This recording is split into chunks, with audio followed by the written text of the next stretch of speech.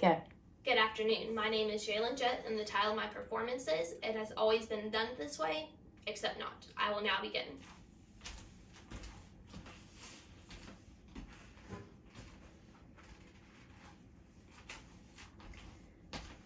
Good afternoon, Commander Aiken. I've just been assigned to your team on Waves. How may I be of assistance to you today?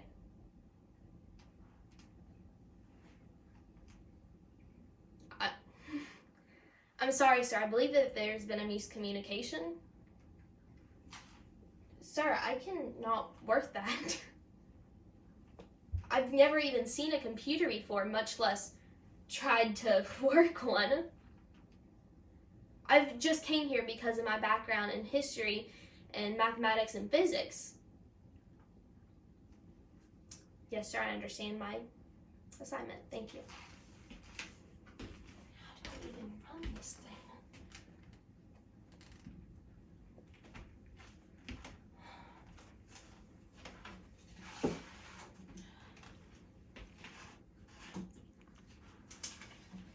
Machine gets information from punch tape becoming input. So the machine must then read the punch tape and processes the information. The information goes through all of the different systems, and then the answer is given as the output. So what we need to do is focus on the output and not the input. Output is important. Okay.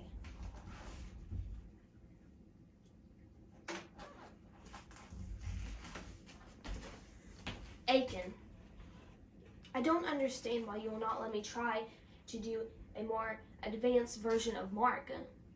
Yeah, everybody is trained on how to run Mark and it's amazing, but it could be so much better.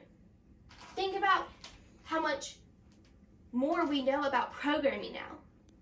And think about the time. It takes 17 seconds to just get one answer. Imagine what it could be if we could reduce it down to 10 seconds, maybe even 8. And the output, imagine how much more accurate our calculations could be for the military if we could get out more decimal places than just the 10 that we have. Whenever you first started working on Mark, you knew very little, just like all of us did. But now we all know so much more. We could advance it so much more. Why won't you let me do something whenever we're on this groundbreaking, something so groundbreaking?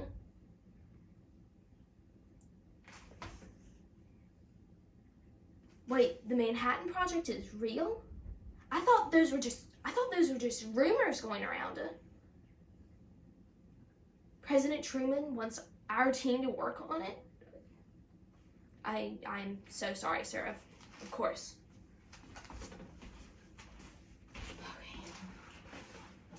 Okay. Remember, Grace, the most destructive phrase in the American language is, "It has always been done this way." You have always done it your way, so now you must adapt, you must change. You didn't even know anything whenever you first started working with this, so you can do this, okay.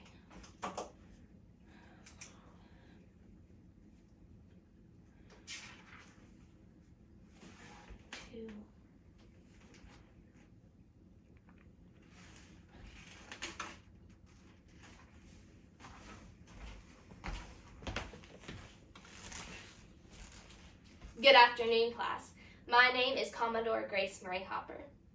Getting to business. We have failed to look at the input whenever we have been so focused on the output, even though if we focus on the input, everything would drastically be changed forever. See, before World War II, I knew nothing about computers or programming or anything in that field. See, I might have had a sick stomach before World War II, but after, I had a malfunction gastrointestinal system. See, here's how programming works. You start with your input. This is what has not been focused on. Then you move on to your middle portion, which is your hardware, software, people, and ultimately your communication in general. What flows from that is your control. And what has always been focused on is your answer, or your output. But see, if we begin to look at the input, the way that we view computers and programming will forever be changed. The information age needs to start now. And as for the billionth of a second, whenever I first started working, like I said, I had no idea about anything computer involved, especially nanoseconds. And I bet you most of the men downtown don't know what a nanosecond is. After a week of hard work and failing on my end, I was desperate.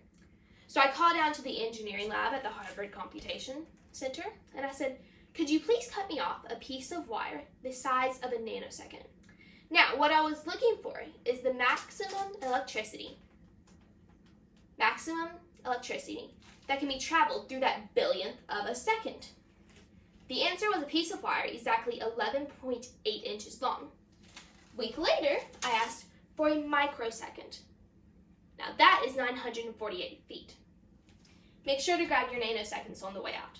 They're very useful in explaining things, possibly even why your email takes so long to send to your boss.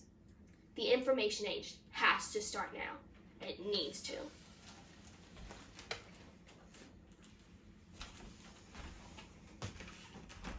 Grace Murray Hopper.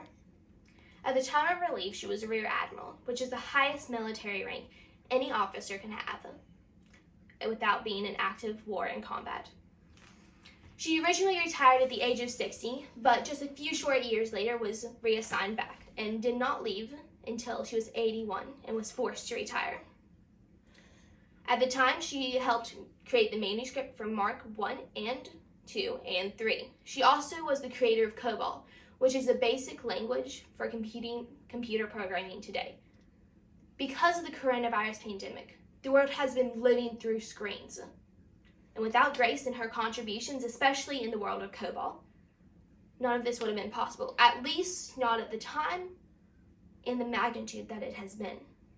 Grace Hopper has changed our lives forever in the areas of communication. Thank you. Are there any questions?